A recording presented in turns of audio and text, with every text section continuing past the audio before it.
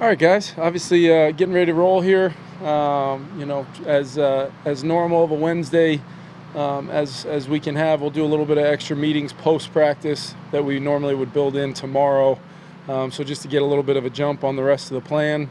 Obviously, coming off of a important home win for us last week, really a lot to come out of that game that we're working on to improve. At the same time, try to build some momentum, knowing we're playing a really, really good team, and obviously that present a ton of challenges in all three phases, and obviously getting ready to go for our travel and the trip out to London. But excited about the opportunity, and with that, we'll open it up to you guys. Kevin, will you try to practice Dalvin at all this week, or is he? Yeah, one more time. Sorry. Will you try to practice Dalvin at all this week? Yeah, we'll take it a day at a time. It's probably safe to assume that we'll give him a rest day today, and kind of just see where he's at throughout the week. I know he's feeling better and better, and Tyler and Uriah are doing a great job. A lot of treatment, just trying to get him in a place where we can get him some work, and then ultimately give him a chance to go out there and feel good on Sunday.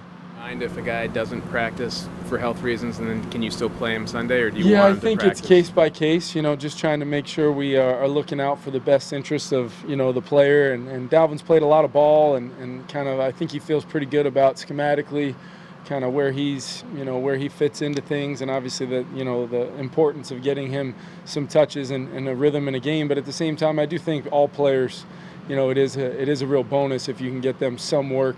We'll use some of the walkthrough time. We'll use some of that throughout the week with a little bit of a unique schedule, Kevin, to kind of, any of our guys that coming out of the game that might need a little bit more of that extra time, we'll try to find a way. How is Zadarius Smith? Is he good to go and everything? Yeah, he came out of the game a little sore, but we're kind of along the same timeline with Zadarius as Dalvin, just kind of day to day. And guys played a lot of ball for us early on in the year, expecting him to just go through the week and process, knowing we've got a lengthy travel on Thursday. There'll be a lot of opportunities both on the flight and then obviously when we get there to continue treatment and then try to get him ready to go. Kevin, because the crowd's so different at these European games, does it feel like a home game or an away game?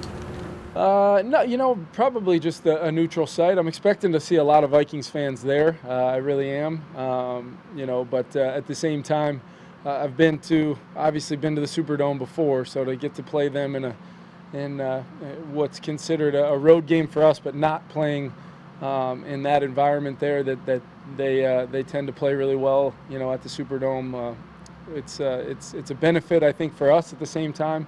But I look at it like once that ball's kicked, outside of some crowd noise, it's who can execute, who can go through the week of preparation and in week 4 here and be at their best. What kind of luxury is it having a guy like Alexander Madison for when Dalvin isn't available? Yeah, I've talked to you guys a lot about kind of truly feeling pretty fortunate to have a running back room set up the way we do with multiple skill sets, but the depth of guys that can go in. And I mean, Alex's touchdown run there in the second half is just an example of his ability to just not be denied. And I think he broke about 4 tackles on the play and finished on his feet in the end zone. He's had some real downhill physical runs for us, getting his pads going forward. And I think a lot of, both Dalvin and Alex's success the other day can be attributed to those guys up front and the tight ends on the edges. I expect the Saints to have a very, very good run defense. They always have. They've got really, really good players up front. 2 backers that I've got a ton of respect for, and then DBs that are willing to get up in that fit and make it hard for you. It's going to take all 11 to run the ball against these guys, but having those 2 guys and having Alex definitely helps. Knowing that Dalvin's going to be a little bit slower throughout the week building up to the game. Alexander talked about how some of the offensive linemen, they won't even know who's running because Dalvin and Alexander are so similar. How important is that to be able to not change calls? Yeah, I think it's a great point you make, and it's cool to hear the linemen talk about that. We haven't really, in depth talked about that. They just know when I mention one, I mention the other. Talking about the plan, talking about our confidence in them to go execute the plan. But yeah, that is our scheme, how we want to run the ball, how we want to play on first and second down. We feel really good about either one of those guys in there for sure. Talking with Tyler this morning, what do you like about the aspects of the short window trip as opposed to what the Saints are doing, having already been there for a couple days? Yeah, I think what I like about it is just all of our dialogue and in-house here, both with Tyler and our staff, but then also a lot of the people we consulted with and Tyler consulted with outside of our building, experts that have helped either other teams or maybe Tyler at his previous stop. I feel like we've got a clean-cut, clear plan. I feel like we can present it to our players, understanding it's never going to be perfect, but everything we do is for them and about having them feel as close to their best as we possibly can every single time that 3.5-hour window starts, whenever, wherever that is, each and every week. So I feel good about our plan. I know it's been dialed in for a while, and we're kind of just in the phase of just making it come to life. Kevin, when you look at your defense being 9th in points allowed, 30th in yards allowed, how do you evaluate how they're doing when you think of those two numbers that are telling sort of opposite stories? Yeah, I think it's always, interesting, one thing to, after 3 games, of a sample size statistically, but I do think, obviously we want to tighten up in the yardage and kind of the ball control that some teams have been able to have on us, earning first downs, churning out yardages. Can we continue to tighten up? Can we continue to make it hard on people? And it all starts, in my opinion, up front, and then, our ability to activate, guys like Eric and Jordan Hicks and some of our safeties in the run fit, while having confidence that we can defend the play action pass, the keeper game, and being as competitive as we can, against the pass. I think it's yards. Obviously, you guys have heard me say it, make them snap them one more time. That can be attributed to our defense making some stops, the 4th down stops, getting us the ball back for a chance to go win the game. But obviously we'd like to continue to progress and improve, and we're trying to do the same thing on offense. It's still early for our group, but as we build, can we just incrementally get better, solidify some things, and feel good about how we're going about attacking people. You guys, started Josh and not Lucine the other day. What do you kind of say to Lou to keep his confidence up and that sort of stuff, since he obviously hadn't played a lot? Yeah, I think it's one of those things for us and all of our young players. I've said it before, I'll say it again. We feel really good about all of those, what I consider all those guys to be impactful rookies moving forward. But, the important thing for me is that we're doing everything we can along their development, some of which will be, getting them real tangible snaps and having that trust level of those guys, just like we do all of our guys. And I think Lou's in a place right now where he is having a major impact on special teams. He's been really dynamic there. Same with Brian. It'll be great to get Andrew back as soon as we can and just let those guys continue to progress. And when the time is right, much like you saw, on a different timeline with Ed Ingram, you're seeing him play well and consistent, and we felt good about his ability to do that at that time. And it'll be the same way for those guys, all of those guys, and especially Lou. I'm really excited about the fact that they're Minnesota Vikings, and we're going to always do what's best for the player, looking at the long term for some of those young guys that we really feel like are going to be impactful for us. How do you handle a curfew, like a curfew Friday, Saturday night, with everyone talking about sleep and making sure you get all this? What kind of free time do you give them? What kind of curfew do you put on? Yeah, I think it's important that they, a lot of guys' families are making the trip, and, it's a pretty unique opportunity for our team that we're really excited about. I mean, getting to play one of the international games, you definitely, want your guys to go enjoy the experience as much as anything. But we'll have curfews and kind of set by the day. Obviously knowing leading into the game, it'll be no different from any other game night before that we've had. But we'll have, time where they can make sure they know this is dedicated to spending time with your friends and family out there. And then ultimately know it's a work trip. We're going out there to win a football game against a team that we've got a lot of respect for, and we know it's going to be a challenge, 4 quarters grind of a game, and we're trying to do everything we can on our side.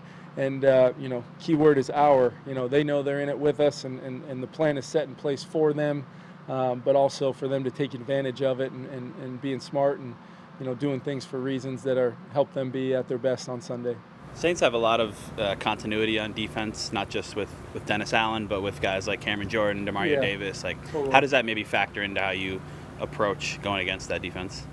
You just know that you're going to get, a really good scheme. They're really well coached, and they've got really good players. So it's going to be a heck of a challenge. And we've played some good defenses so far, but I think this group is, as good as any you'll see in the league, and they're aggressive. They're physical. We talked a lot to our guys just about the kind of challenge it's going to be. You see these guys defeating blocks, getting off blocks, making tackles. They compete hard when the ball's in the air. So a lot of the things that we're stressing to our guys, require them to go out there and compete like crazy, because it's going to be a physical, competitive, matchup against a team that wants to go out and win a football game coming off of last weekend. But our league is so week to week that we know we're going to see, we're going to get the Saints' best. How good, Kevin, is it for the Vikings brand internationally, playing overseas? I know the Vikings have a great international history, exhibition games way back when. Yeah. And this is the third game in London since 2013. Yeah, Chris, I think it's a big point. That's one of the reasons why it'll be my first time going over, obviously my first time going over as the head coach of this team. But, I've heard countless times, either through dialogue with you guys or, people in our building about, how special it is, the amount of fans we tend to have over there.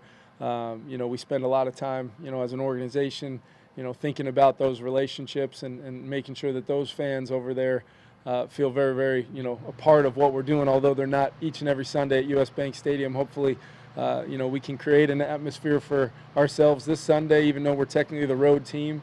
But expecting to see a lot of purple out there, and we'll have some chances to connect, on Friday and Saturday. I'm not going to miss any ops to try to connect with those fans when we can.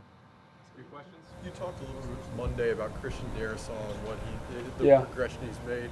How impressed have you been by Brian O'Neill and what he's done these first 3 weeks? Yeah, he's been just everything, I had hoped and kind of more, just ultra consistent. I think he's improved. He's really dialed into the techniques, how we run the football, his role and responsibility with CD and him both on the edges, whether they've got a tight end next to him or we're running to the open side. Those guys have a huge responsibility, in our run game and how they work, especially Brian over on that right side, with a rookie right guard, seeing the communication, making sure Ed's on the same page, and that leadership role. There's a reason why he, received a ton of votes and is one of our captains, because it's really kind of shows up in everything Brian does in the meeting room, out on the practice field, and then obviously on Sundays when it matters the most. So. Really, really happy with Brian as well as CD. We're lucky to have those guys. Last question. Kevin, when it comes to Brian, he seems to have kind of a remarkable ability to, even if he gets beat, run the guy by the quarterback. Yeah. Just how much does that mean to a quarterback when your tackle is going to be able to find a way? Totally. It's that, it's a combination of his athleticism, great balance. He's got length. He's got a lot of tools physically that make him a special player.